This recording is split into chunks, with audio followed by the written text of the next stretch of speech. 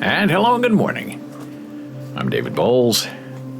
This is Boles.tv, BOLES.tv, television, Monday through Friday, 9 a.m. Eastern. And it could be good afternoon, good evening, wherever you are in the world. Hello, it's nice to see you, nice to have you with us here, as we struggle through the day to try to figure out all the conundrums surrounding our human life. And I watched the show yesterday just to see how things are going and to, do the video on demand, upload to YouTube, and all that. And I noticed that my noise suppression was super active yesterday, which is what it's supposed to do. Because as you can see, the air conditioning unit in this room, we have two of them, is 3 feet from me.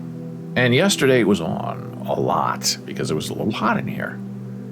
And so when that's on, my noise suppression is supposed to kind of close down my mic so you're not overwhelmed by the ugly sound of an air conditioner. And it worked pretty well. Even when I was speaking, you could hear me and you really couldn't hear the air conditioning.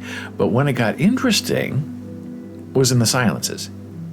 Because sometimes I'm stopping and I think about what I'm going to say and I just stop speaking.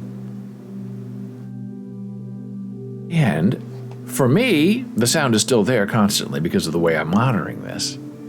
But when it's being recorded and when you're hearing it, when I stopped speaking, especially yesterday, the mic would just completely cut out. Boom. So I would speak and then I'd stop speaking. Dead. So there was like no background noise in between when I was speaking, which was a little weird and somewhat eerie, but precisely the way the system is designed to work and not to fail. And speaking of failures, getting ready to go today, turn on the lights, camera the action. One of my lights doesn't light up. I get a Microsoft Defenders violation that there is a rogue light trying to access the internet, and what does it think it is, and we've shut it down. Now, I have 4 of these that all access the internet. I've never had a problem with this one being shut down. So I think I cleared it and said okay, and had to reset the light. And now it appears to be working. Working for how long? I don't know. Sometimes it lasts a day, sometimes it lasts a week, sometimes.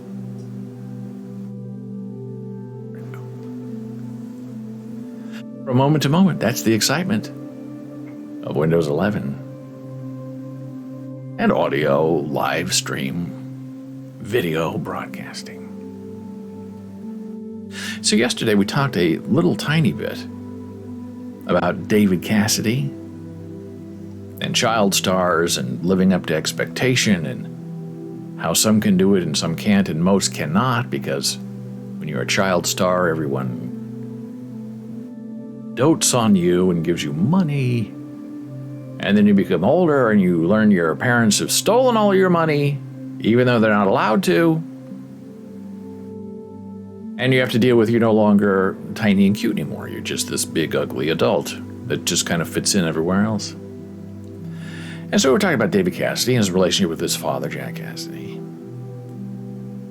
and that Shirley Jones was his stepmother, and she looked after him. She was cautious with him on Partridge Family because she was very young and had a lot of success early on in her career, and she could see the same thing happening to David. And David's father was not supportive of his young son becoming a superstar, telling him over and over again, you didn't earn this. You're only there because you're my son. But nobody knew who Jack Cassidy was, then or now. You see his face, you know who he is. And you're the superstar, you're all in all these teen magazines, but it's not going to last because you haven't been trained, as I have. You haven't paid your dues. And so David was flying all over the world for 2, 3 years, 5 years, superstar. And then it all sort of ended, and he went into decline and became a lifelong alcoholic, like his father.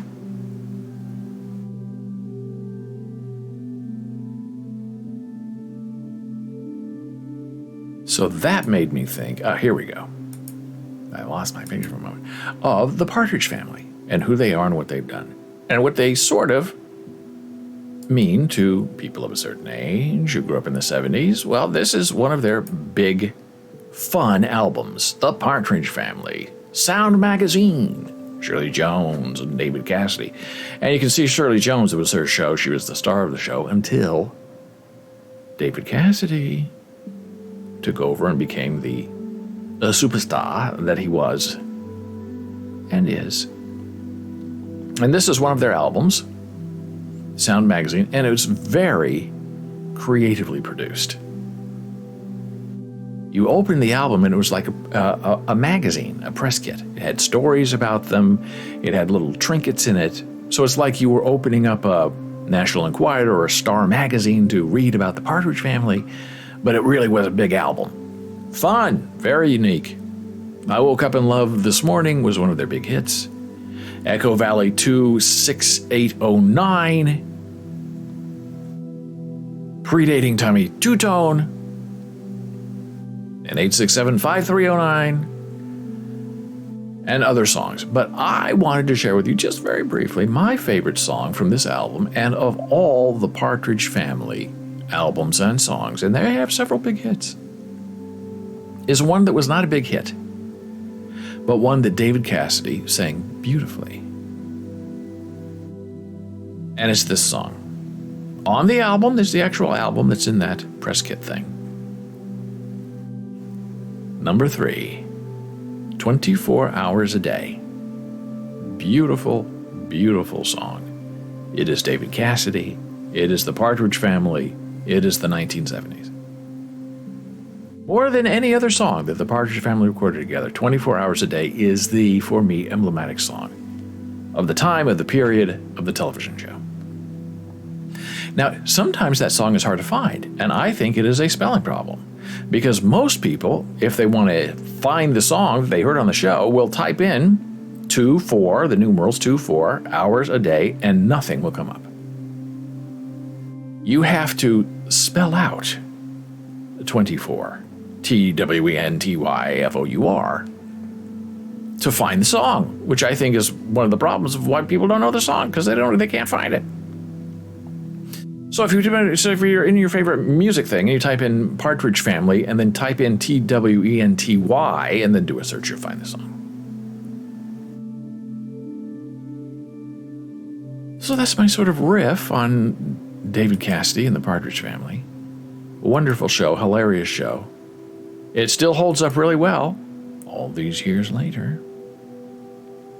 And Susan Day, right here, went on to become a big star in LA Law, and then she sort of retired. It didn't want to do it. Her big break on the show was when she had braces, and she wouldn't smile because nobody wants to see a brace face. That's when the whole mouth looked like metal. Looked like Jaws from 007. And then her braces were getting radio signals, which I also believe was a takeoff on a Lucy show 20 years earlier where Lucy was hearing radio stations in her head, and everybody knows that can't happen. But it's a funny story. There's Danny Bonducci, who also is having some health problems. So we wish him well, and we hope he gets better. So in today's New York Times, there's a section called New York Today, and they tell funny little stories about living and working in the big city. And it's my favorite part of the whole newspaper. Every day I read it. That always comes with a little cartoon that's specially drawn, and some people like the cartoon so much they then get a tattoo of the cartoon. I did not include the cartoon. But this is today's story that I'm going to share with you right now because it's so great. And these come from readers. Dear Diary, I was standing on the platform at Lexington Avenue and 68th Street in New York City with my subway map in hand. It was my first visit to the city, and I had an interview lined up, and I wanted to make sure I was in the right place. Okay. Happens a lot.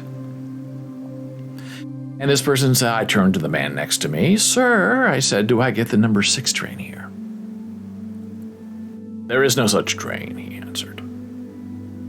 But this map shows that the number 6 train comes here, I said. I have been commuting the last 15 years, and I am telling you there is no such train.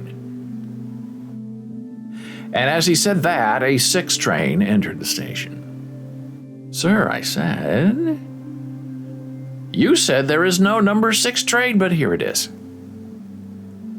That, he said, is the Lexington local.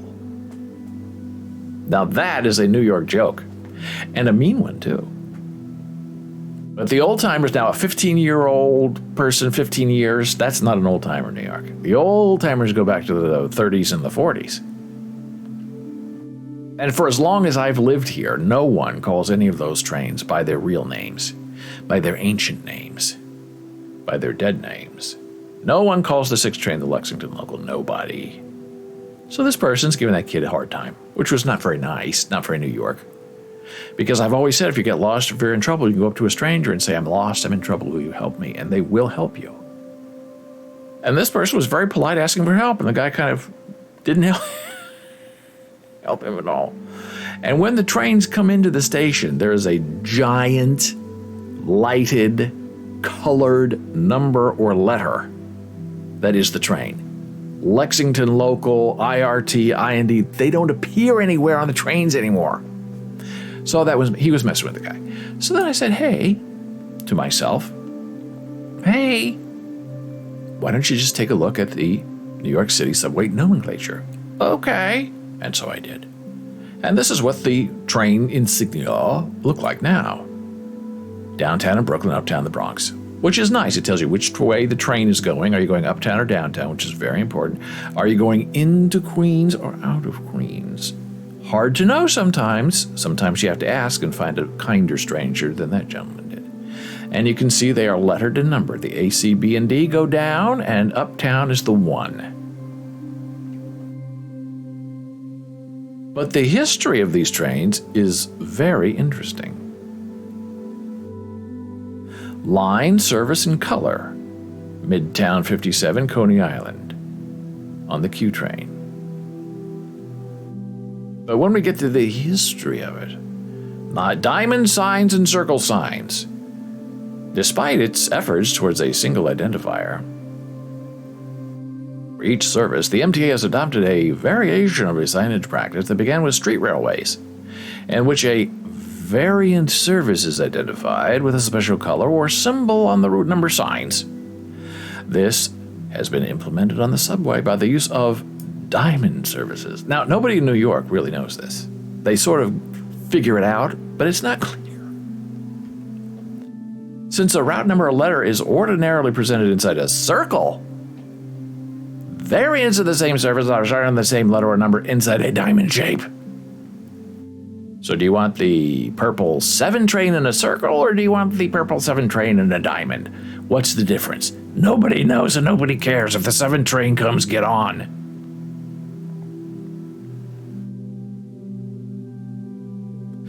In real use, 6 regular service operates at all times. Weekday peak direction, diamond service runs express to the Bronx with local service in the same direction. 7 regular service operates at all local times. Weekday rush hour peak directions, 7 diamond service runs express only in Queens. F regular service operates at all times.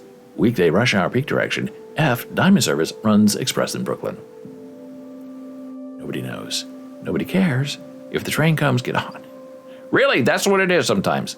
If a train comes and you're stuck where you've been there for an hour, just get on a train and go somewhere. And maybe it'll stop someplace where you can get some help from somebody.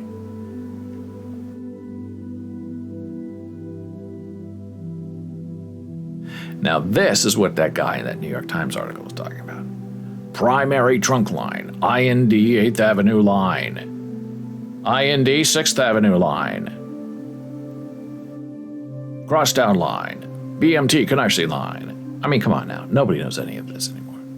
IRT Lexington Avenue line, which is the 6 train, which was in question before. And as you can see here, you have a 4 in a circle, a 5 in a circle, a 6 in a circle, and a 6 in a diamond. And now that would have been funny. Do you mean the diamond service or do you mean the circular service for the Lexington train, the number 6 train? So that is part of the history of New York City, and it is just a little bit exhausting, and I'm tired from talking about it. I feel like I need a nap. But I won't because I can't. I would like to, but I won't. Is it Monday? Oh no, it's only Tuesday.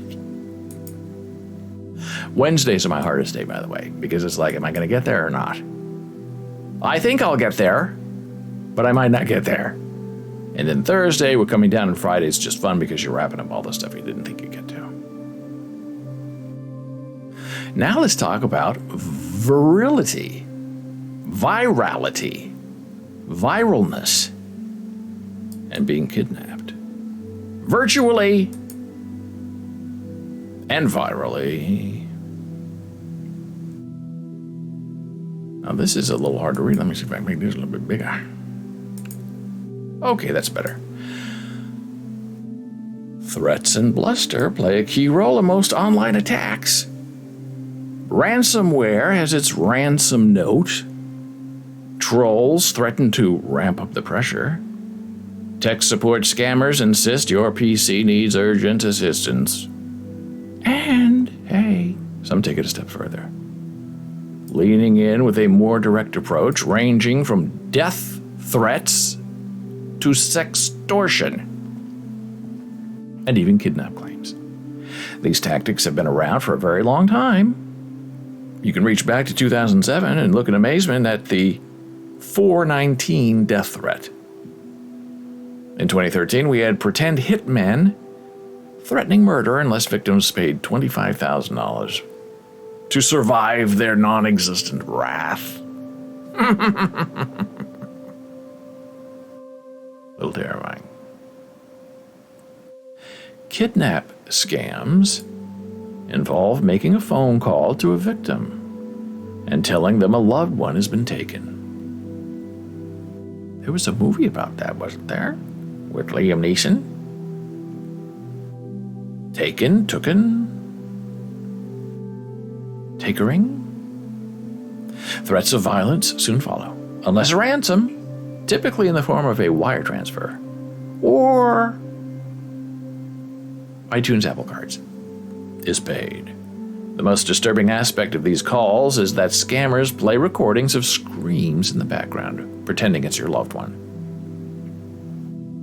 One horribly fascinating aspect of this crime is that panic and adrenaline can convince these victims that the voice they hear is that of their son, daughter, or spouse, and so on. You see this time and again in that kind of high-stakes, high-pressure scenario. Who can blame them for panicking? So you get profiled before you get called. Victims of the most recent viral kidnap attempt likely had some of their information used against them in a call.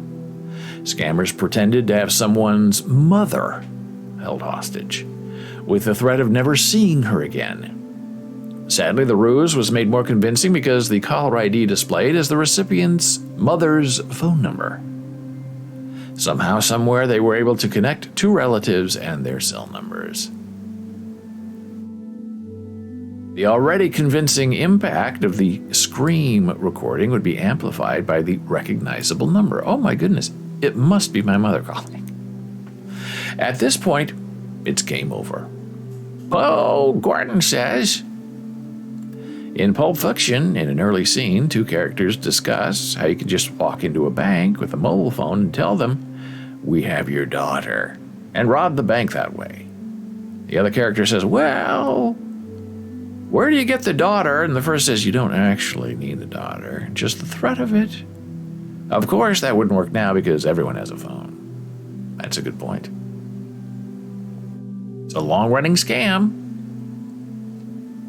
The fraudster on this occasion asked for money to be sent through Venmo. We see criminals gravitating to digital payment systems, cryptocurrencies, and even gift cards among most realms of attack. Wire fraud is still big business, but digital transfers are appealing to those wanting to make a quick getaway.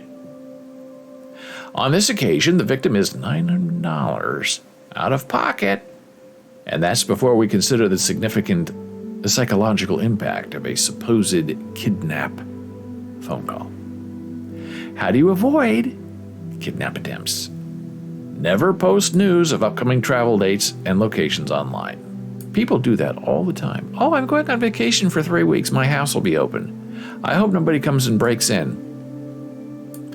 Discuss virtual kidnapping with family members prior to any travel. So if I get a call that you've been kidnapped, I'm not paying. I'm going to go tell them to pound sand. Just so you know.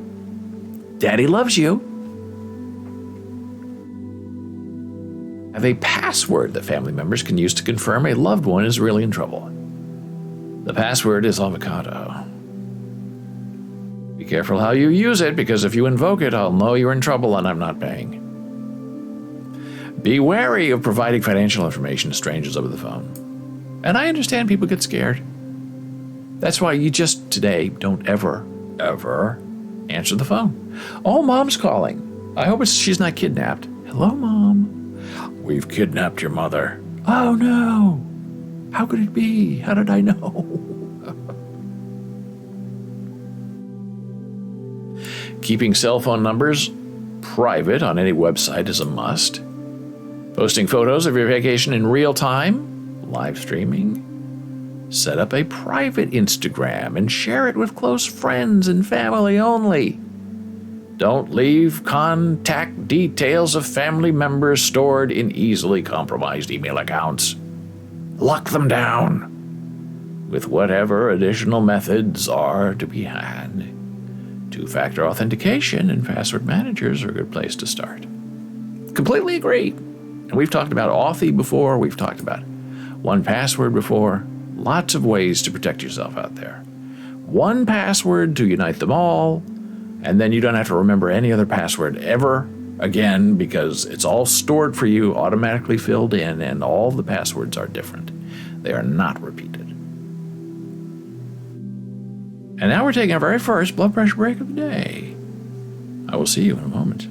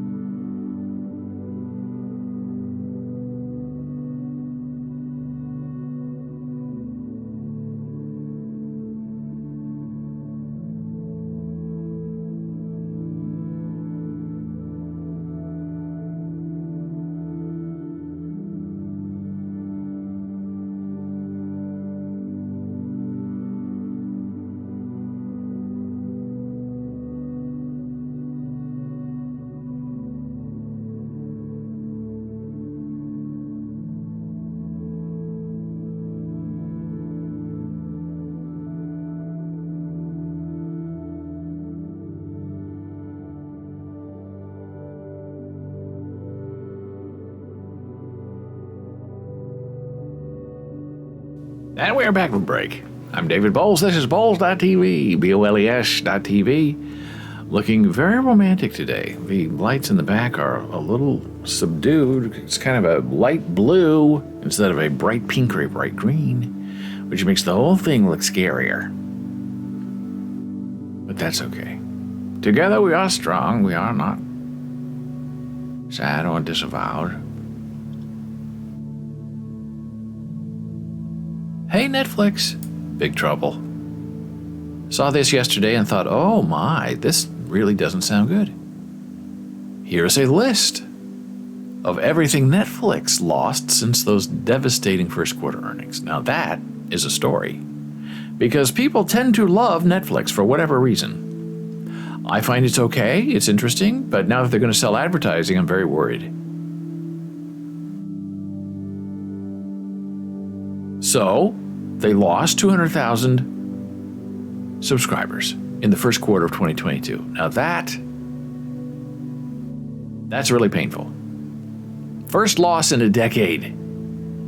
So this was disruption in Russia due to the invasion of Ukraine, but come on.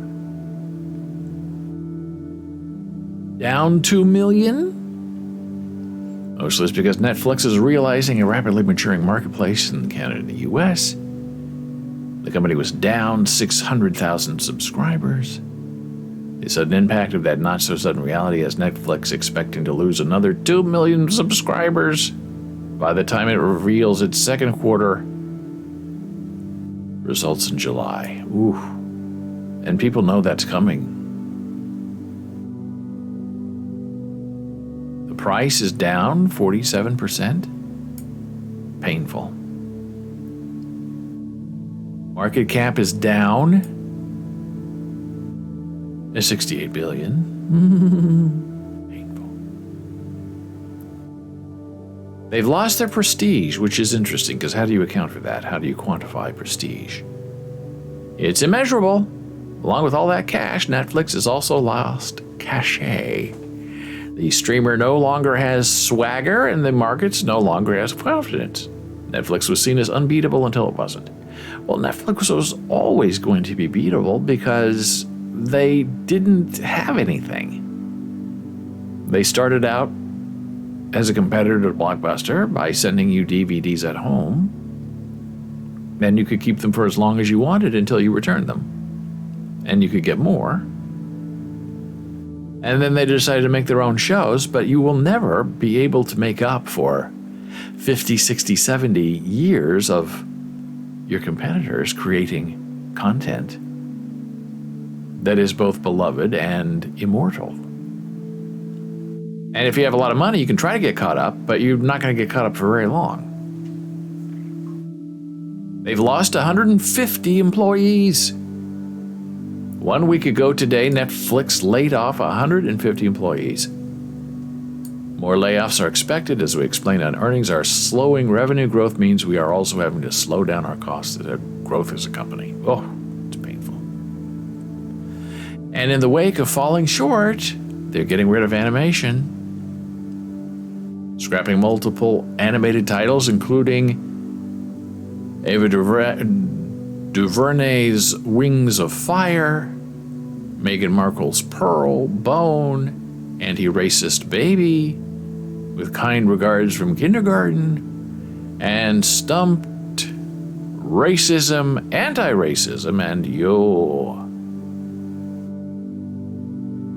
So what's Netflix going to do? Well, they're going to try to monetize. That means they're going to charge you advertising, and they're going to not let people steal, share passwords as much. It all seems kind of, difficult, like they're grasping at a solution that they don't really understand. And the problem is, they're now up against Paramount. They're up against Disney. They're up against the established giants who have now awakened and are out to crush them. Gordon says, as long as they don't get rid of that odd green eggs and ham show, for which Malika would march on Netflix and beat down their doors. Well, there you go. I'm guessing that's a Dr. Seuss show. I don't even know what show it is. I guess it's a children's show. And that's good. You hook the kids in, then you have them for the rest of their lives and maybe some of yours.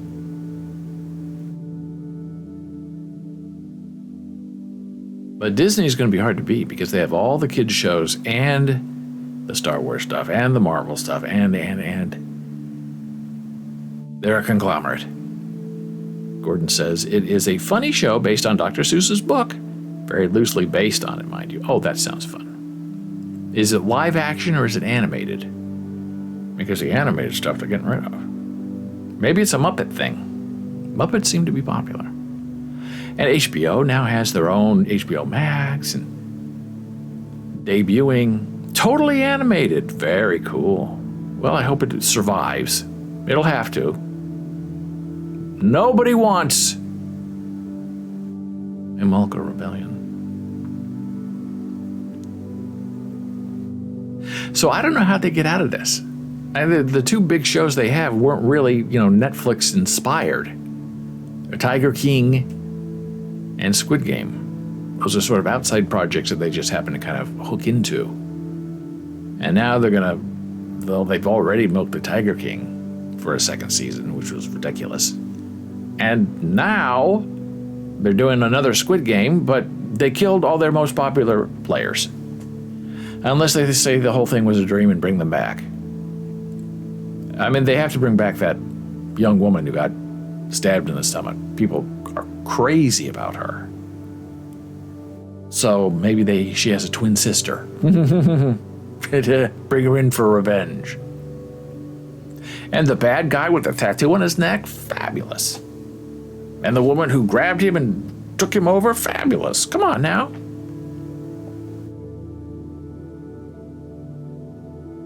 Gordon says they were in the shower the whole time, Dallas. There you go. They have to do something like that. Because those are the people that everyone cares about. But did we really see them die? I mean, we know the police officer guy who got shot in the shoulder by his brother, right? Fell off the cliff. We know he's coming back. A true cliffhanger, even though he fell off the cliff. And speaking of celebrity and entertainment, who owns Einstein? The battle for the world's most famous face. Now, this whole thing is all about dead celebrities and their families or their representatives claiming to own their likeness. Now, you cannot libel dead people. You can say whatever you want about a dead person. You can lie up and down and not get in trouble and not get sued, and no one can stop you. But if you happen to even hand draw an image of Elvis or Marilyn Monroe or Einstein, there are people out there who will sue you for, I guess, some kind of rights infringement. I don't know how this got codified into law, but I guess it did. I don't understand it. I guess they're trying to say that, like a book, the Willa Cather book, she can copyright a book, and that book then lives on for the rest of her life, and then 75 years or something like that after her death. It's probably changed by now. And I guess they're trying to say the same thing. Well, Marilyn Monroe's beautiful face is her book, and so she should have the right to profit from her own face for the rest of her life and 75 years thereafter her death. I don't know. But it's all a lawyer. A savvy lawyer or a sneaky lawyer? Thanks to a savvy California lawyer, Albert Einstein has earned far more posthumously than he ever did in his lifetime. But is that what the great scientist would have wanted? This is the question of our day.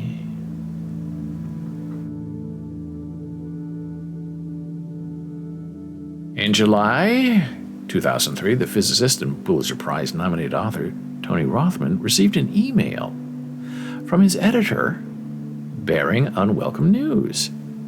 Rothman's new book was weeks from publication. In ineffable debunking of widely misunderstood stories from the history of science. The title, Everything's Relative, was a playful nod to Albert Einstein's theory of relativity. Rothman had asked his publisher, Wiley, big publisher, got a lot of money, they can do whatever they want if they want to do it, to put a picture of history's most famous scientists on the cover. And here we go. Hey, an issue just came up. The email read Rothman's editor had been warned that Einstein's estate is extremely aggressive and litigious. Unless the publisher paid a hefty fee to use the image of Einstein, the editor explained, they could be sued. Rothman was dismayed. I think this is ridiculous, he replied via email. If the estate went after everybody who used Einstein's image, they'd have no time in their hands for anything else. Are you sure they even own it? Rothman's editor was unwilling to investigate the legal technicalities, for it was not the first time the publisher had encountered hostile heirs. Referring darkly to the slavering jackals who run the literary estate of one iconic 20th century American writer.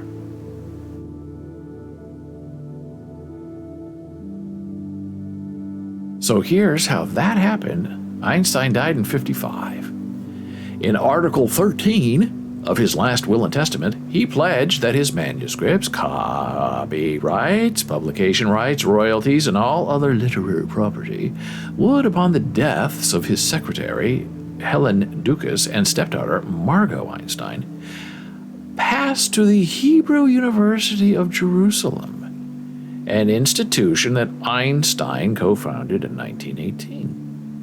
Einstein made no mention in his will about the use of his name or likeness on books, products, or advertisements.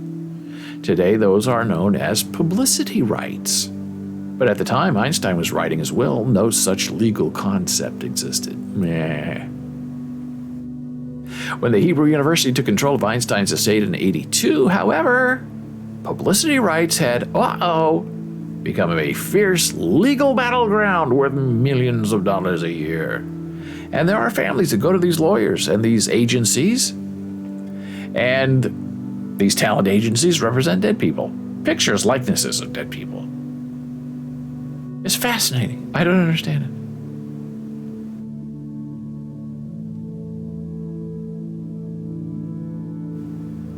In the mid-'80s, the university began to assert control over who could use Einstein's name and likeness, and at what cost.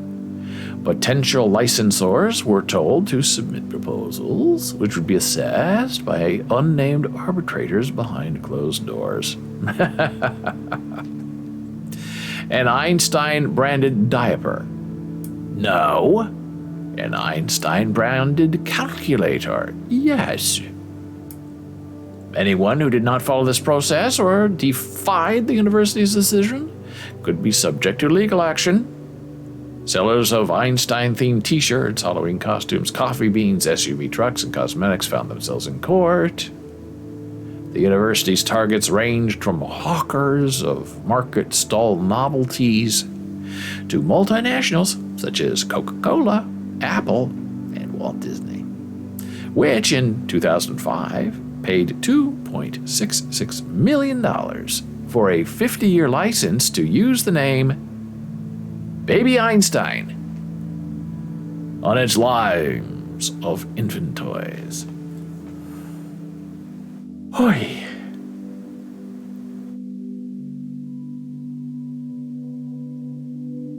So there's basically one guy at the university who makes all these decisions, and he puts himself in the mind of Einstein, and would I want this or would I not want this? And that's how he decides. That's how he approves what he wants to approve. Very bizarre. Einstein understood the power of images. Throughout his life, he conjured simple scenes to illustrate complex ideas. A plummeting elevator, a train speeding through a lightning storm, a blind beetle creeping along a curved surface, To explain his special theory of relativity, he would joke, "A minute sitting on a hot stove seems like an hour, but an hour sitting with a pretty girl passes like a minute."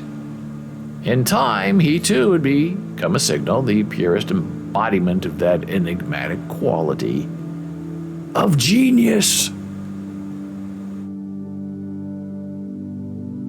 So I don't know what this would, let's say that you drew a pencil photograph of someone who looked like Albert Einstein, and then put it on a book called, "Hey, It's All Relative." Can they come after you? How much of Einstein's face has to be duplicated or reproduced? What if it's an abstraction that hints at Einstein but is not Einstein? I declare you'd be in trouble. They come right after you because you know what you're doing. You're obfuscating his face. You know what the title of your book is. Guilty as charged. And then Hitler came to power, and this is the story of how he became who he became.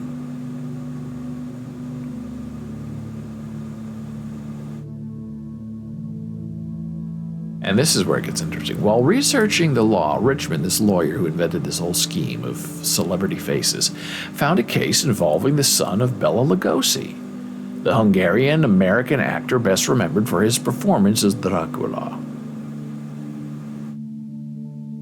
Not Frank Langella. In 1966, Lugosi's son sued Universal Pictures, claiming that he and his stepmother owned his father's image rights, not the movie studio. Now, isn't that interesting? You make a movie, they use your image, but you can't use that image because the image belongs to the actor. I don't get it. Lugosi's son won the case at trial, but the High Court overturned the ruling on the grounds that his father had not sold his image for commercial purposes during his lifetime.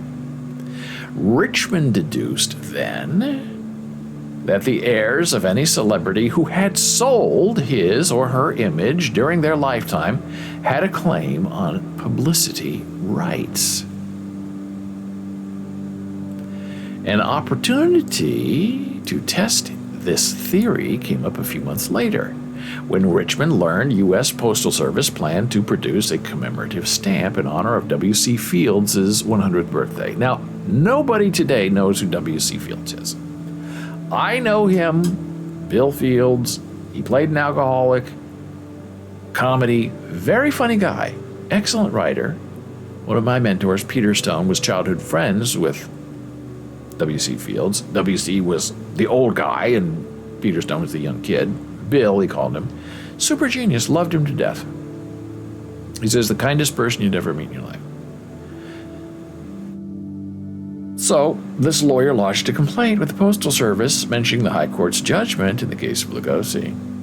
After an initial protestation, the Postal Service, precedent is being set, paid its first license fee to the estate of a dead celebrity. There he is, in the middle. Roger Richmond, the lawyer and an agent widely credited with helping to invent the dead celebrity publicity industry at his Hollywood office in 1985. Richmond soon built an enviable roster of deceased clients, which included Marilyn Monroe, Sigmund Freud. Descendants of late celebrities were often pleased to hear from Richmond. Hey, we've been waiting to hear from you. Who offered them a way to protect their loved ones from legacy-tainting associations. And to make some money along the way, advertisers were really eager to collaborate with the dead, who, unlike the living, did not become embroiled in new scandals. The recipients of Richmond's legal letters, however, were skeptical. Companies used to abiding by established libel, copyright, trademark law found themselves ambushed by sketchy and unsettled legal claims. As Will Clark, co-founder of Baby Einstein, told me, it was clear Richmond had invented an interesting legal concept that resonated in Hollywood, but it was equally clear he was pushing a big boulder up a steep hill, just like Sisyphus.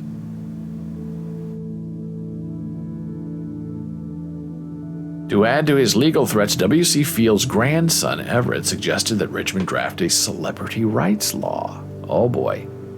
At first, Richmond thought the idea preposterous, but when the California Senator William Campbell expressed interest in drafting such a law, Richmond wrote more than 80 letters to widows and orphans of celebrity greats and amassed a group of powerful supporters, including Elizabeth Taylor, Elvis Presley's ex-wife Priscilla, Bing Crosby's widow Catherine. After 2 rejections, the California Celebrity Rights Act passed on 1 January 1985. In California, at least, heirs could now legally inherit the publicity rights of their celebrity ancestors who had died in the state. With a legal precedent established in California, Richmond was in business. It was a time he decided to come to the rescue of his father's old friend, Albert Einstein. And that's where we are today. You want some Einstein? You're going to pay for him. It's fascinating. I don't say I understand it. You can do whatever you feel you want to do. Set new laws if you think you can get away with it. So it's always better to try to be yourself, be original, create your own things, be your own person, and leave the dead out of it. And now we're going to take a very brief blood pressure break. Back in a moment.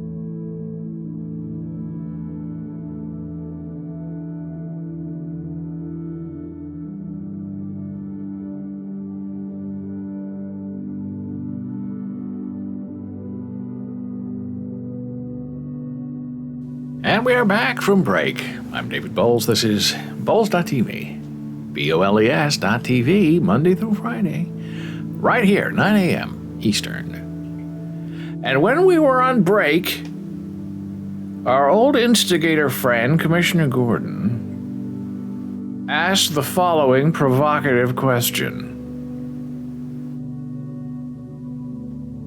Hey, are you so divorced from all things Sabet that you don't want to hear anything to do with him?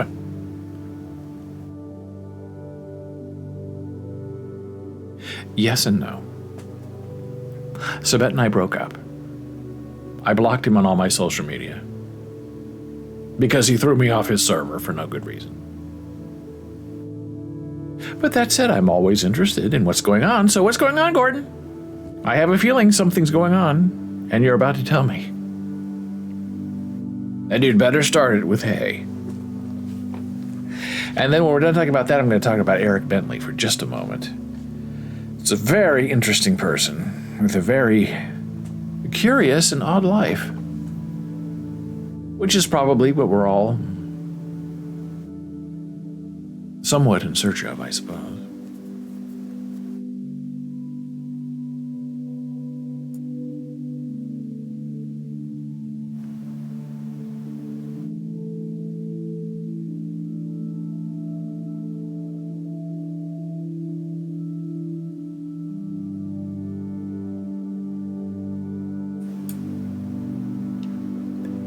Well, the Mi 6 Avatar debacle, I was just checking, there's some kind of update where we don't have them dropped yet, we don't have the NFTs, we don't have any of the free stuff coming to us for being founders, and people are very upset.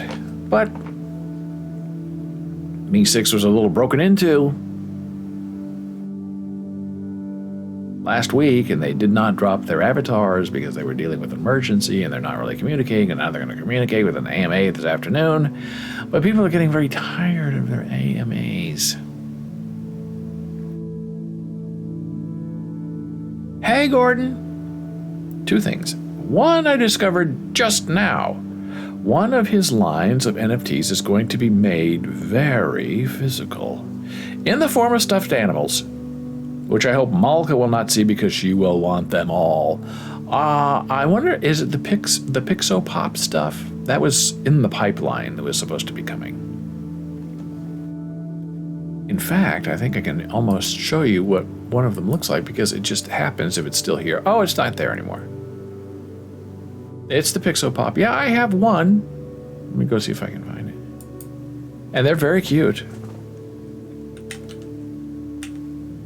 Oh, why am I typing Pixo Pop? We gotta go to OpenSea. Yeah, and I heard they were gonna try to make like a TV show or a cartoon show or something, but people seem to be really excited about the plushies. And I saw a couple of prototypes before I was kicked off his server.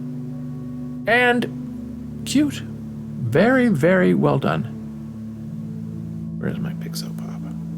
I only have one because they are very expensive.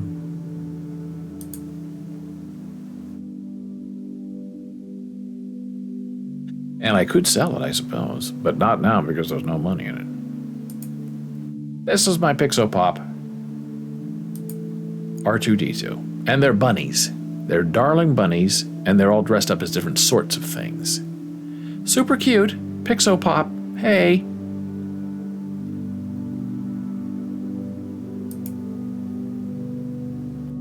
And here's what the whole line of them looks like. And I guess overnight, one night, he released a whole bunch of new ones that I didn't even know about. The other thing is he tweeted a photo of a naked woman behind, entirely painted from his neck down with black ink. His art style. Ugh. That I don't like. That's not my style. These are his Pixel Pop cuties, and they're super cute. And he had new ones that he posted maybe like a month ago that he didn't tell anybody about. He did it overnight, and people got in. The ones with the white backgrounds are definitely the new ones. And some people were a little disappointed that they weren't warned, at least not publicly, and they just appeared and they were gobbled up in like 10 minutes.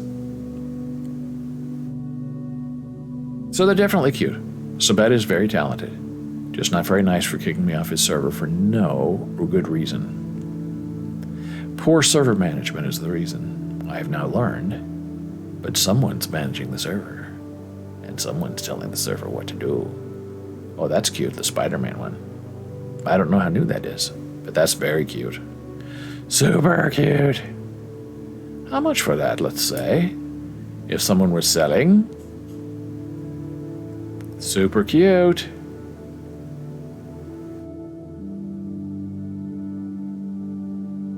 Oh, it's not for sale.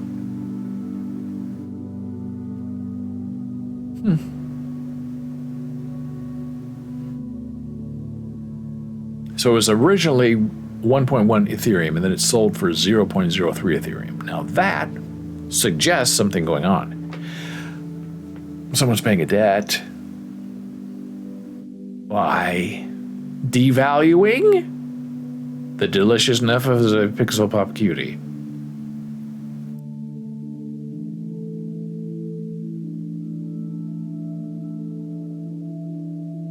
So now we're going to take a serious moment here to discuss the life and times of the playwright, activist, critic, all-around fascinating fellow Eric Bentley. And the big joke, if you can call it a joke, is when I was in graduate school. Eric Bentley came and spoke to us. And it was a big thing. I wrote an article about it in Boles blogs. This is the article, Thinking About Eric Bentley, January 12, 2010. And we was celebrating his 93rd birthday. And he wrote many books, super genius in everything. And very strict rules, because at 93 he could not see, he could not hear. We could not ask him spoken questions. We could not hear well. This is the ground rules when he came to speak to us at Columbia University. All questions had to be neatly printed on index cards or they would not be considered.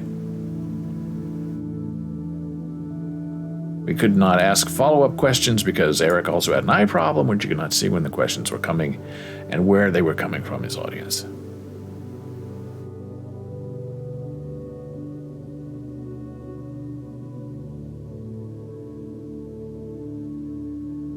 Gordon says of this photograph, wow, the top of his cane looked a lot like him. Yikes, very interesting.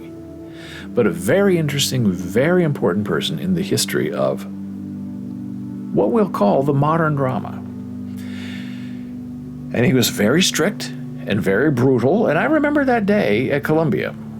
We were there talking about his very famous book, Thinking About the Playwright. And he was expecting us as Columbia University graduate students in theater to know everything that he knew throughout his life, that we read all of his books, that we read all of the plays that he was talking about so we could have a conversation with him on his level about the history of theater and modern theater. And many didn't even know who Eric Bentley was, even though Howard Stein tried to tell us. Many had never read a word he had written. And many didn't know any of the plays he was talking about. Now, there were a few of us who did our research and read his book and were able to ask somewhat convincing questions, but you could tell he was very irritated with us. A room full of dummies was sort of his attitude. Very unkind and very irritated. And people did not like they had to write on an index card to get him to answer them, even though he was severely disabled. And when you would ask him a question, which was like a follow-up, he would get very, very angry. And Howard would have to step in and say, you cannot ask Eric follow-up questions because he can't see you and he can't hear you. He's basically legally deaf and blind. 93 years old. So the terrible joke thing was, for years after we all graduated from Columbia University, was Eric Bentley. And it was, hey, is he dead yet? Now, some appeared to be anxiously eager to say that Eric Bentley was dead. Gordon says, hey, pass me an index card. I want you a follow-up on it. I agree. That's what we should have done. That's the system should have been in place. And it would have been fine because he was blind. He would read the index card like this and then respond to it.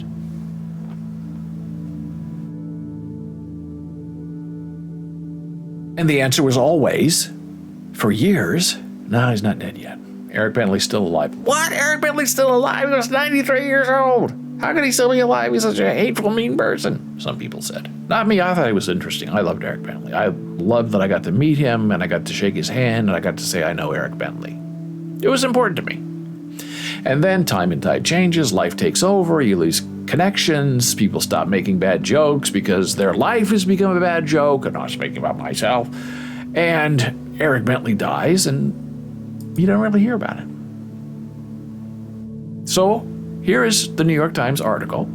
Eric Bentley, critic who preferred Brecht to Broadway, dies at 103 years old. Now imagine how long, 20 years of his life he probably suffered by being deaf and blind. And his whole life was reading, writing, and watching drama. The live stage. He believed that a play was recognized by being produced and put on the stage, not just by being read. And so for the last 20 years of his life, his most beautiful form of affection and love was taken away from him. Because he was just immortal, after all. And he was the champion of modern drama. Bertolt Brecht especially. He was a big fan of Brecht. And what a life he's had. You just read his obituary from 2020. Eric Bentley in 1976.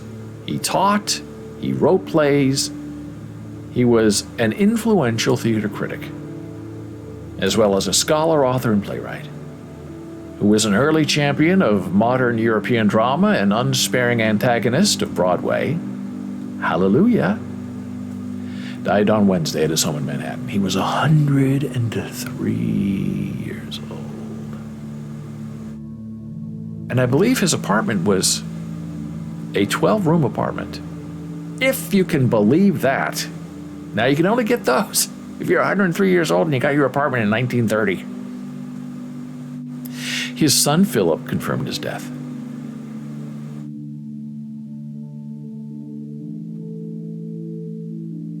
There he is teaching a classroom full of students. He also taught at Columbia University and became engaged in leftist campus police during the volatile 60s and was surprised everyone when he quit. He quit Columbia University. In part, he said, to experience life as a gay man. He had been previously married twice. And people didn't understand it, and they asked him, well, okay, so you're a gay man in 1960. Why do you have to quit your tenured job at Columbia University? And he explained, he said, because my colleagues were very conservative, and they wouldn't have understood me, and they would have exiled me. Gordon asks, what finally did him in, this is a joke, was finding out that Spider-Man, Turn of the Dark, existed at one point in history. Oh boy. That's a good point.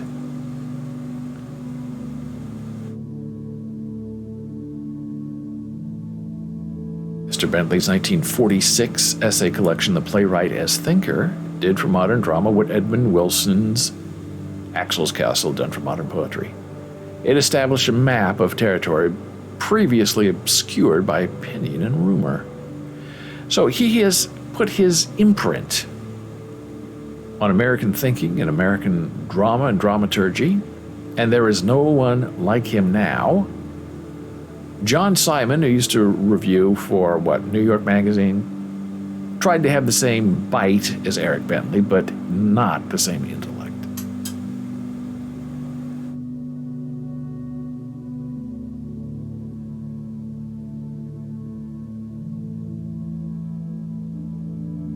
And here he is, He even cut his hair like Bertolt Brecht because he was so enamored by him and was his biggest supporter. Here he is in his old age, in his apartment, his beautiful apartment. So obviously, somehow he made enough money and lived a long enough life that he was able to survive to be 103. Gordon asks, am I misremembering, or did he do his New York Times review on the radio? I swear I remember hearing play reviews on the radio with a sign-off, I'm Eric Bentley for the New York Times. Well, that's interesting. I don't know. Let's see if we can do a search on this. Well, it doesn't say anything in that, in the New York Times article about him being on the radio. But it certainly could be. And here's a bit from The Playwright is Thinker. And this is how he starts it. He wrote it in 1945. It was a big hit. And Harold Clurman, who was a big director at the time, hated it because Eric took him on without mentioning him as being a plague on the theater. Eric had hurt his feelings, and Eric said, I didn't know it was possible that he had feelings. And then he rewrote in 1955, 10 years later, a new foreword to the book. He called a foreword to a foreword, which is fascinating in itself, and added a whole bunch of notes about how things had changed from what he originally wrote in 1945. But he wanted to leave the original text as it was. He didn't want to modify it or update it in any way because it would change what he had thought in 1945. But this is how the book in 45 begins. And I want to ask you, if you go to the theater, has anything changed since 1945? The box office never lies. Lee Shubert, yes, of the Shubert brothers, the Shubert organization, the Shubert Theater in New York City. The box office never lies. And then George G. Nathan says to that, dramatic criticism is, or should be, concerned solely with dramatic art, even at the expense of bankrupting every theater in the country. And there you have it. Then as now, are plays produced to make money and to entertain, or are plays produced to be cathartic? To give people a place to go and think and ponder their lives in the world? And today, right now, the sense is Broadway's it. We go to the theater to release. We want to laugh and have fun and be funny. Nobody wants a serious play. Nobody cares about Shakespeare anymore. Ibsen who? Bertolt Brecht what? A three-penny opera, huh? Give me more Kinky Boots. And it's a terrible, terrible sign of what it means to be on Broadway and on the legitimate, as they say, stage. Off-Broadway is off-Broadway. Regional theater sucks up to Broadway. Everybody wants a hit. Everybody wants to sell a ticket. Nobody wants to enlighten a mind anymore. And part of that is economics. If you're creating a play, you are not paid until that play is produced, and you get paid when the show is running. You are writing for yourself, and no one pays you up front. And if they do, you're going to be tortured by them. They want updates, they want a say in what's being said. And the other thing is time. The average time from the beginning of an idea for a Broadway play and actually it appearing on Broadway is 7 years. Now, who can afford to work on something for free without remuneration for 7 years? And then maybe it closes after one night. Well, the people who can do that are people who are established and rich and who've had past successes. So let's look at Will Rogers' Follies, just as an example. You have Comden Green, Betty and Adolph, Cy Coleman, Tommy Tune, Peter Stone. All superstars in their own right. Academy Award winners, Tony winners, Oscar winners. 7 years. Let's write a show about Will Rogers. And you write the show, and you get together, and then it disassembles, and you put it together, and schedules don't match. Finally, you get on Broadway, open, done. Hey, let's do it again. I'll see you in 7 years. It's unsustainable, and it's unfortunate. So in 1945, this is what Eric Bentley said in his foreword to the argument of his book that set the world on fire. People were very insulted. Eric Bentley said, people talk more about my foreword than they did about what I said about all these other plays. And that's because, Eric, nobody reads those plays. They can understand your foreword. This book is about the playwright. And before this, the playwright was secondary. The director was first, then the actors, then the design. Oh, that person who wrote the play. And because of this book, this turnaround, the playwright became elevated and became more important in the world of the modern stage. Eric Bentley wrote, this book is about the playwright, the forgotten man of the modern stage. Forgotten. Gordon says some people say that plays like Hadestown are a promising sign of good plays to come. That could be.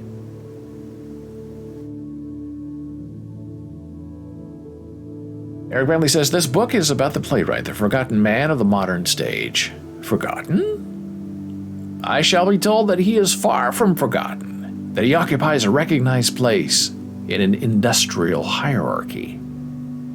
Here we must distinguish between real playwrights and those committees of businessmen and script manufacturers who put together Broadway and Hollywood shows on intellectual assembly lines. It's still happening. In other words, we must distinguish between art and commodity. Art and commerce. This book is concerned with art. But it can be admitted at the outset that the relation of art to commodity is seldom simple, and that, particularly in the theater, art has seldom or never flourished in absolute independence of commodity. Indeed, it is well known that dramatic art has most often had to exist in the commodity theater, or not at all. If by now the public is so specialized in different directions, so stratified and diversified, that independent art theaters are possible and desirable, this is a new and unprecedented situation. Let us postpone the analysis of it until after we have perused the modern stage more thoroughly. And that is the setup for what was a groundbreaking book.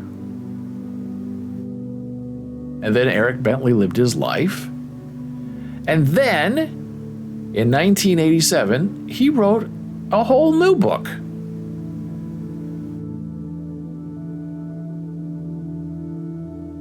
And this is how Google Books has documented that book. Eric Bentley, blah. And I can't believe they let this stand.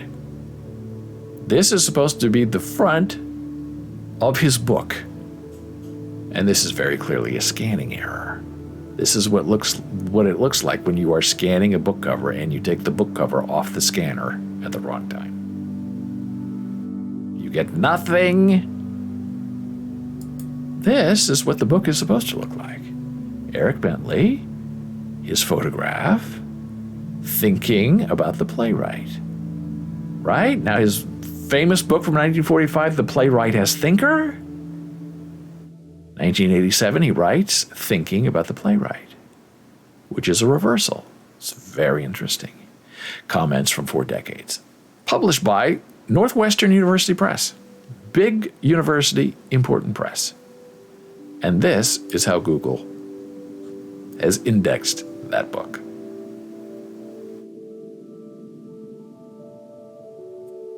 Now, this is the preface to that follow-up book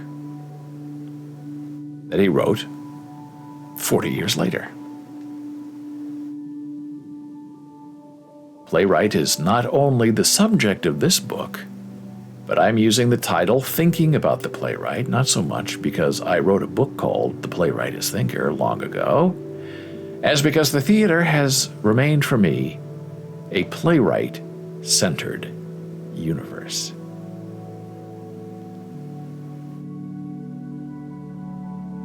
Today you buy a ticket to Hamlet or any other classic at your peril, because what you will witness is the author's purpose subverted by the latest pipsqueak to graduate from drama school.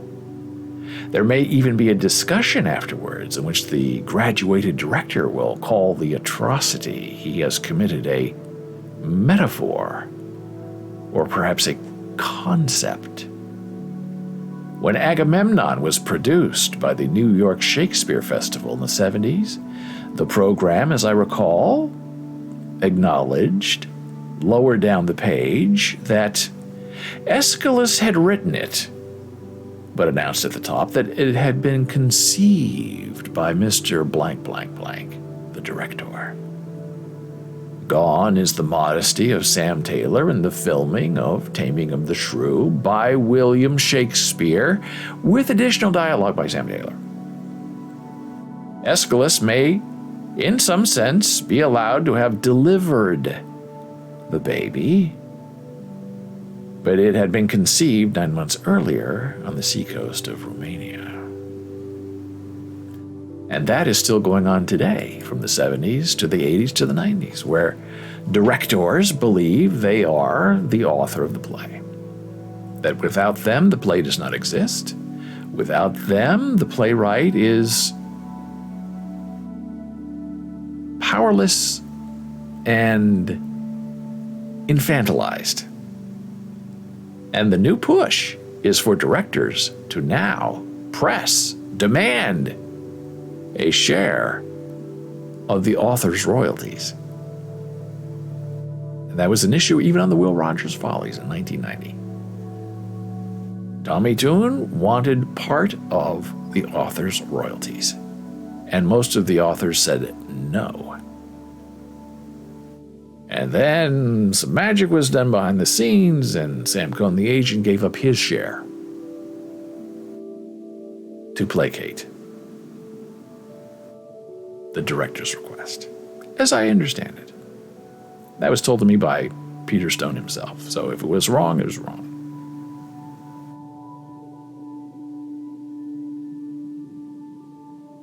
Gordon says he and I are clearly connected because he wrote the word Romania. Very good, Mr. Deredesco.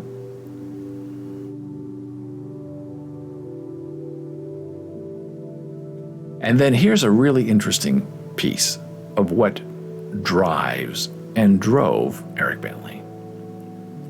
When I was about 15, one of our teachers came to class and told us about a play that he'd just seen in London. He couldn't remember the names of the characters, but he would call the leading one Sybil Thorndike because she was the actress who played that role. The plot was absolutely terrific. I think that's the way he put it.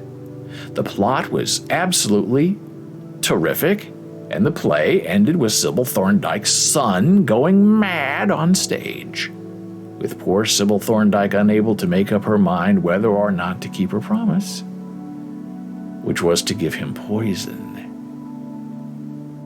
At a slightly later date, I came upon a copy of the play Ghosts by Henrik Ibsen in a small branch library of the Lancashire town where I grew up. Looking at the last page of the play, I recognized my teacher's play. A preface said something about the Italian actress who had evidently played Sybil Thorndike. The name was spelled D-U-S-E. I wondered how you pronounced it. Reading through the play, though, I found the schoolmaster had exaggerated neither the circumstances of the story nor the effectiveness. I, too, found the play absolutely terrific. The colloquial hyperbole seems indeed appropriate to the youthful enthusiasm I felt for an author who could stir me so deeply. I don't recall being so surprised by a book, caught off guard, as it were, completely bowled over until the college days I read Crime and Punishment. Or until, also during my college years, I first saw Henrik Ibsen staged. And that, my friend, is the beauty and the power of the live stage. Even when it comes alive from the page. And I used to teach a class at Rutgers University called From Page to Stage. And before I taught that class, it was a literature class where you sat there and you read the plays and you talked about them. And I said, well, we're going to change this because a play is not meant to be read. A play is meant to be performed. And this class, the title of this class is From Page to Stage. So right here in this room, with everything we have with us, we're going to put up scenes from these plays and we're going to stage them. And at first there was a little bit of pushback. Well, how dare you? This is a literature class, an English class. This is not a theater class. And I said, well, it is a theater class. And it's an English class. And it's a literature class. And it's a human life living class because these are the things that we're going to be talking about during the semester. And you're going to make connections between this play and that play and find similar through lines and intentions and things that matter to people. And once we got it up and they started seeing how you could re-visualize something that you read in text and seeing it done live in front of your classmates could change the world. A death scene that you read on the page is very different when you watch the death happening live in front of you in a classroom on Tuesday evening in Newark, New Jersey. And that's how we begin to build appreciation and understanding of things we like and things we may not completely understand. By surrendering. I submit. My teacher's excited about this. I guess I'll be excited too. Oh, now wait a minute. Now I understand the excitement. And that was the beauty of Eric Bentley. He got excited. He did his own investigations. And then he wrote about it and he made connections and things that he loved and appreciated and promised, like Ibsen and Strindberg and Brecht. He brought them forward and said, these people are important. And before anything else, Eric Bentley was a genius and a scholar. And he knew how to touch people and to read their minds to know what they did not know and what they needed to know. And in that intimacy of one mind trusting another, well, you could go here or you could go there. There's danger here and reward there, but it could be the other way around. It all depends on how you view it and what experience you want to take home with you. And what experience you want to have for other people. And so the playwright, as thinker, has a large responsibility to try to invent ideas and items that have resonance in people. And sometimes you're successful and sometimes you're not successful.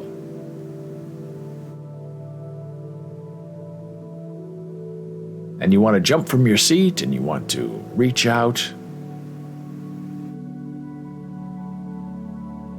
and make a difference. And there was a play at one time called Waiting for Lefty. And it was a play about coming together as a union. And that play was staged, and it created a riot in the audience. Because people in the audience stood up and cheered and went out into the streets and rioted. Now that's the power of the theater. But we are also defined by context and time and place. And when I was at Columbia, there was a young director trying to make a name for himself who said, hey, I'm going to do Waiting for Lefty. And I'm going to stage it. And maybe we're going to have a riot and see what happens. Now, as a historical piece, it was interesting to see Waiting for Lefty, and it was very outdated. Not terribly interesting, because a lot of the concerns of the play had already been solved by unionization and immigration. And then there was a strange director's choice where this director decided to have plants, bakery in the audience, and have people stand up, waiting for Lefty,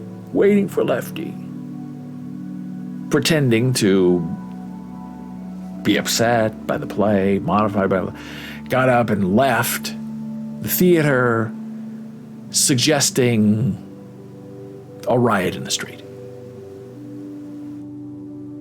That did not work. I think the attempt was misbegotten because you're trying to force something to happen that naturally happened in the 1930s when the play was written, that was not going to happen in 1991 at 125th Street in Broadway. So do we honor the attempt, or do we say, oh, that was just wrong from the beginning? You know, redoing the play and seeing what could happen is good, but then trying to fake a rebellion in the audience to recreate what happened naturally in 1930 is a complete and total disaster because it's inauthentic and it's fake. And if there's one thing that Eric Bentley taught us is that the modern stage needs to be relative and reflexive, and not just reflective, and not ever imitative. And that is his legacy, and not many people know that that is the Eric Bentley legacy. To think, to feel, to survive, to learn, to lean, and to make good on your life. And that's the lesson that many of us hope to learn, and yet never find out. And on that note, we say goodbye, Eric Bentley. We loved your life. We love your work.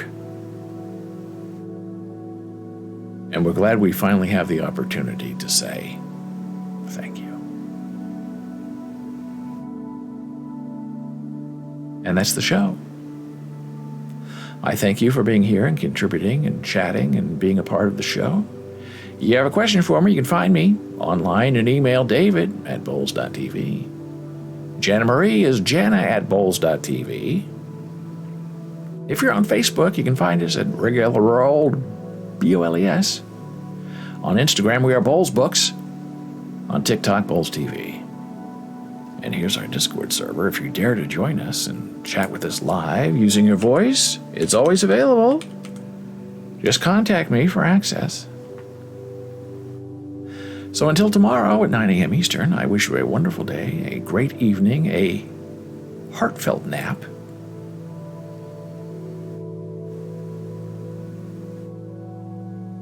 And may your soul be filled with joy when ye shall awaken.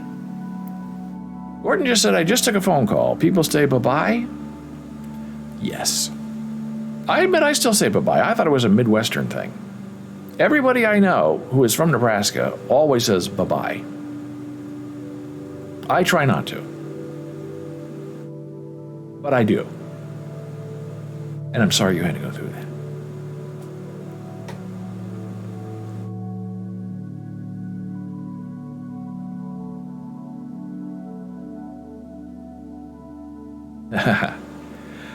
Gordon says bye-bye, like that Saturday Night Live sketch with flight attendants. Very true, very funny. And I miss what Saturday Night Live used to be. I watched it when it was raw. It was all the original cast, and it was hilarious. And it's never been the same since. And now a whole bunch of people who nobody cares about are leaving the show. New people are going to come in, and it's like, have we done this long enough? Do we need to keep doing it just to do it? Or is there a time when we say, look, we've done everything we can? Thank you for having us. Thank you so much for being here, Gordon. I appreciate you. You have a wonderful day. It's going to be a strange and ugly day weather-wise here in the New York City area. Very cloudy and humid. high of 72, and we are currently at 60, so it's a very strange melange of weather. But I think it's time to start looking for the summer clothing because it's getting sticky as well as hot. Gordon says there is occasionally an absurdist sketch that is just a joy to watch. Well, that's good. I have not watched the show lately. Gordon says, like those John Mulaney absurdist musical sketches. John Mulaney's a very talented guy. And then he got into trouble last week or something about something. It was weird. It's like, oh boy, nobody can do anything anymore. Everybody's just waiting to be offended and to grab you and scratch you and force you to submit. And an apology is never enough. Oh, no. Don't apologize. It's too late for that. You can't be sorry. Okay. Why people want that, I don't know. But it's definitely trying and definitely a difficult, steep step in which to navigate.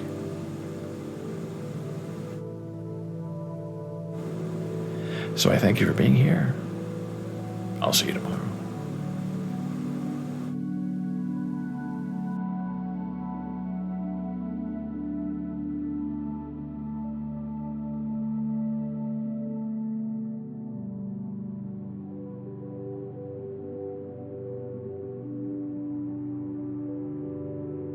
And we're back!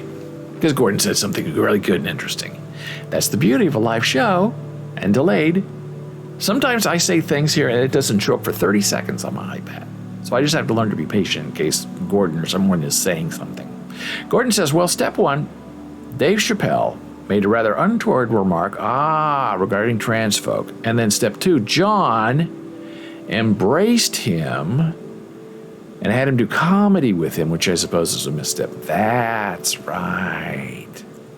Of course, I'm getting an ad now. Well, I'm sorry about that. I did hit the ad button because I thought we were done. By the time these ads end, you'll be long gone. Oh, I don't think so. I'm not going anywhere. I'm staying right here. But it is unfortunate that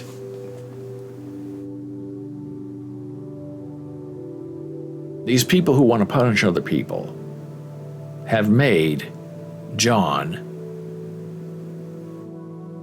Mulaney Dave Chappelle's keeper. Well, it's your show. You're leading him. You should admonish him. All show long was 2 or 3 ads. Now it's 7. Yeah, it's 7, but they're like 15-second commercials. They're not very long.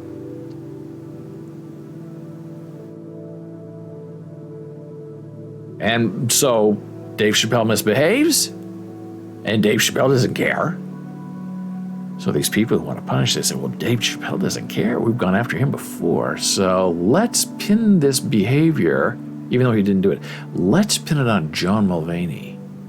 Because John didn't step forward fast enough or soon enough to condemn Dave Chappelle. Gordon says, including a frightening reminder to wear your seatbelt.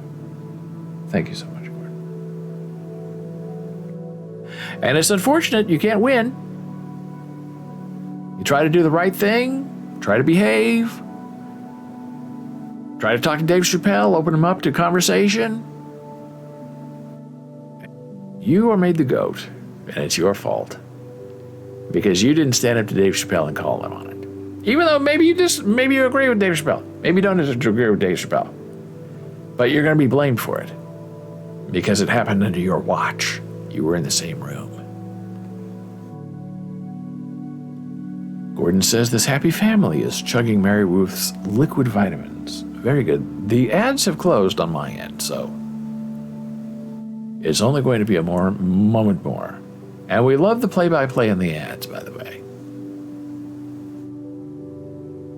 So it is unfortunate that it's not enough anymore to just be responsible for your behavior. Gordon says, I'm going to bet you've never had as much fun using Windows 11 as these guys in the last ad. I'm sure that's true.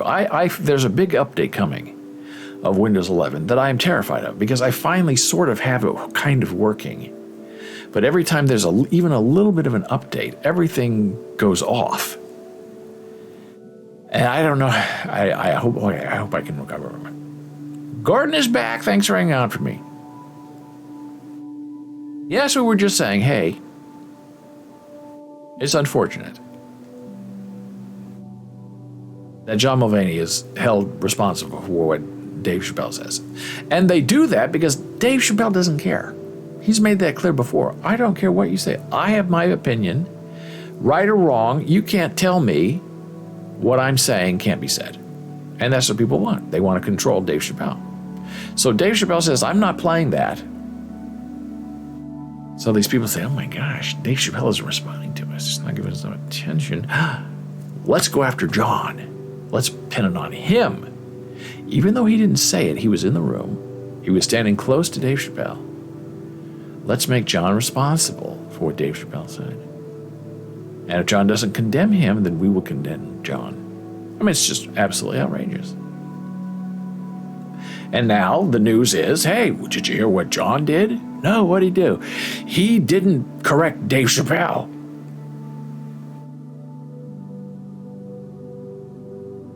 It's just a little bit ridiculous, and I don't know where this is going to end. Because as long as people keep pushing, they're going to keep pushing you until they can't push you anymore. And Dave Chappelle knows that. He has a long and storied career in comedy. He's been through it all. He doesn't have to put up with it. But John has a good reputation. People like John. So let's threaten him a little bit. Let's dirty up John a little bit using Dave Chappelle. See if he blinks.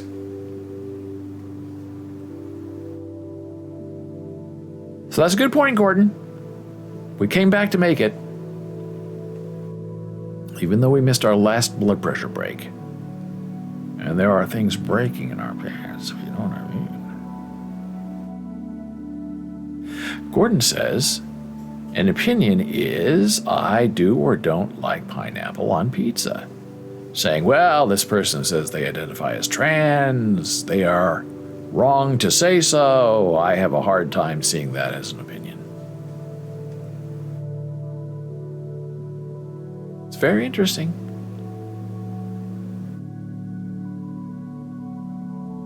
We live in times of political correctness. And the Democrats tend to try to be kind to everybody, and the Republicans don't care. They live to insult people and to put them in their place. Because I guess it gets them votes. I don't know. I find the whole thing just oddly curious and deeply depressing.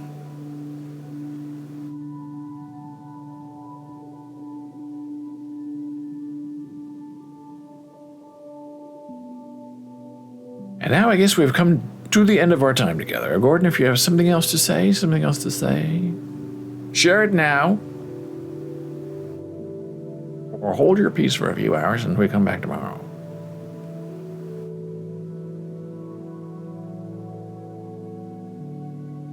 And it's going to be interesting to see what happens.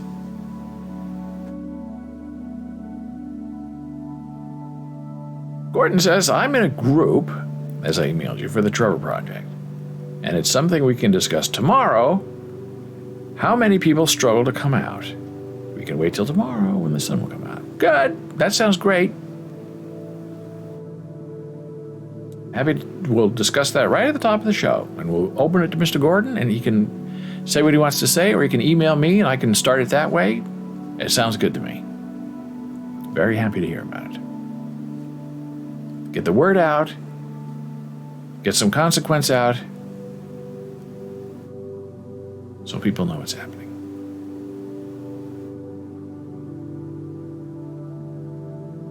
So until tomorrow at 9 a.m. Eastern, I once again say good day and good night, and have a nice nap. And I shall return tomorrow at 9 a.m. Take care and be well. Although I'll come back if Gordon says something. But I'm not going to hit a commercial because I don't think it'll fire anyway. Okay, goodbye.